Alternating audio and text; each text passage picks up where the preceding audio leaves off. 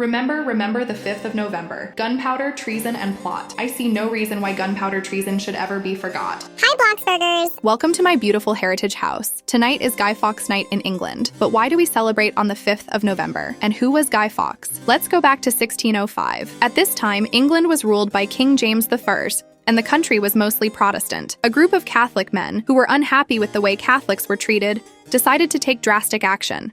They created what's now called the Gunpowder Plot. The idea? To blow up the Houses of Parliament, kill the king, and make way for a new leader who supported Catholics. Guy Fawkes was born in York in 1570, into a family of Protestants. However, his family's religious affiliation changed dramatically when his father died when he was just 8 years old. His mother remarried a Catholic man, and Guy Fawkes was brought up in the Catholic faith. As he grew older, Guy Fawkes became increasingly passionate about his Catholic beliefs and sought to fight against the oppression of the Protestant monarchy. He left England to join the Catholic Spanish Army in the Netherlands, where he gained military experience and connections that would become useful later. But what does this have to do with why we light bonfires and set off fireworks? Keep watching to find out.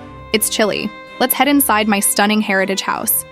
This is a pre-build in Bloxburg made by the talented Depanda girl and cost me 250,000 Bloxburg dollars. Have you bought any of the pre-built houses? Let me know in the comments which ones you like best. Wait, what was that sound? That reminds me, I haven't showed you outside yet. Come with me. I think this will warm you up if you're feeling the autumnal chill in the air. Remember I told you about the Gunpowder Plot of 1605? Well, on his return from Spain, Guy Fawkes joined the other men, and together they planned to blow up the Houses of Parliament and assassinate King James I, aiming to end Protestant rule. As part of the plot, Fawkes was assigned to guard the barrels of gunpowder hidden beneath Parliament. On 26 October 1605, an anonymous letter of warning was sent to William Parker, 4th Baron Monteagle, a Catholic member of Parliament, who immediately showed it to the authorities. Updated into modern language, the letter read as follows. My lord, out of the love I have for some of your friends, I want to make sure you are safe. Because of this, I would advise you to not attend this sitting of Parliament, because God and man have agreed to punish the wickedness of this time. Do not think this is a joke. Go to your estate in the country where you will be safe, because although there is no sign of any problem yet, this Parliament will receive a terrible blow, but they will not see who it is that hurts them.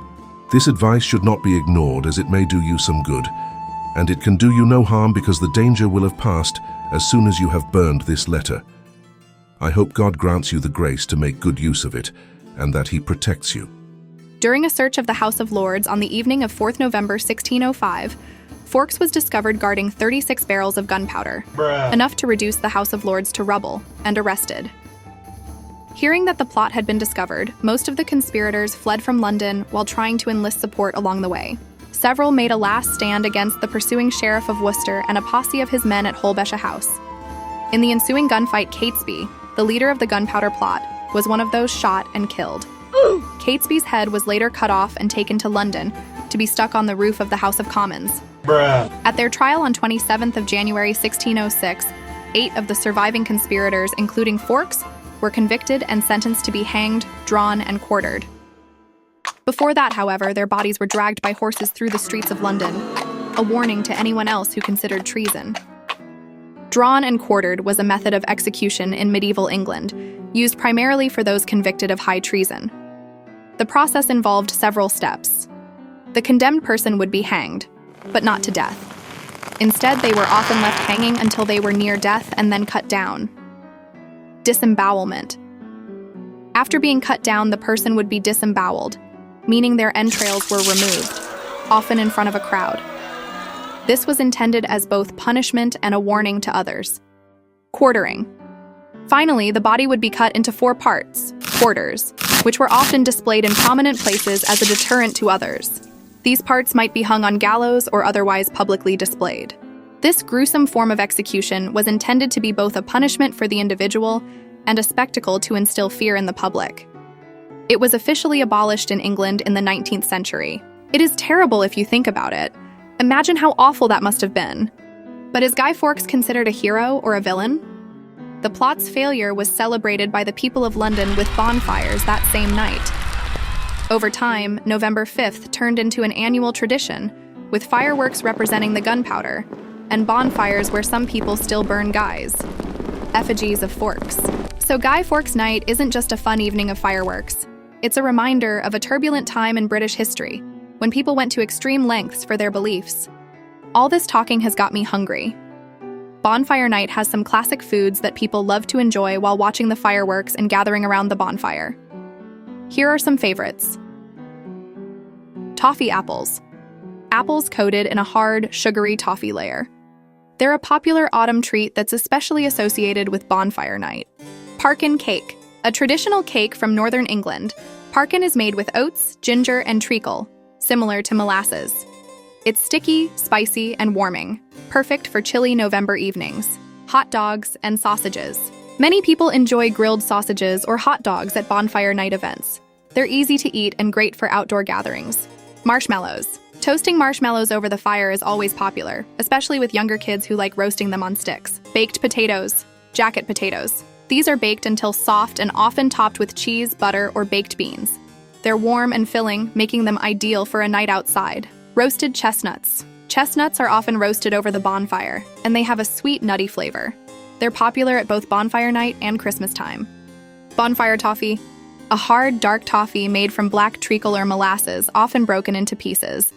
It's a traditional sweet that's especially popular in the north of England. These treats are all about warmth and comfort, perfect for the crisp November air. Wow, so beautiful. Let's head inside to cook up some more food. Glenn is coming over later and will be hungry after work. First, I will do some hot dogs. Are you going out to a fireworks display this year? Let me know in the comments. Hit that like button and subscribe to my channel if you love Bloxburg. Do you like fireworks? Because it is part of England's history, Guy Fawkes Night isn't celebrated in Bloxburg. I had to buy my fireworks from Boomer's stand and save them all this time.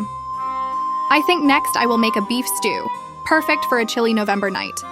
Let me tell you about another Guy Fawkes Night tradition, Penny for the Guy.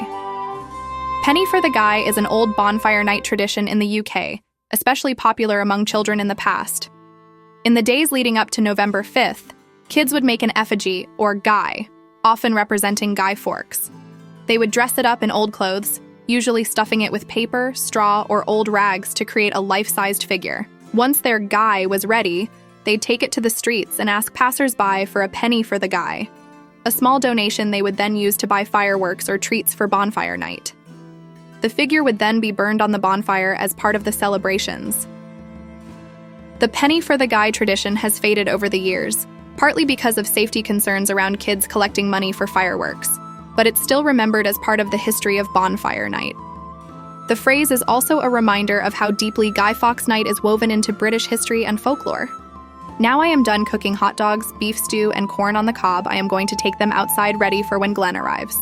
Wow, I can already feel the heat coming from the bonfire. It is so hot. My Guy Fawkes up there must be really burning right now. Communities spend weeks bringing their old wood to a bonfire, which means it is an excellent home for hedgehogs at this time of year, or even the neighborhood stray cat may hide inside for a sleep.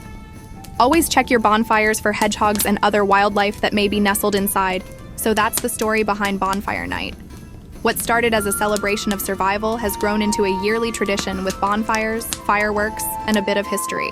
Whether you're watching the fireworks light up the sky or warming up by the fire, remember that this night has been celebrated for over 400 years. It's a night when history, tradition, and fun all come together. Thanks for watching and have a safe and exciting Bonfire Night. Like and subscribe for more. Goodbye, Bloxburgers.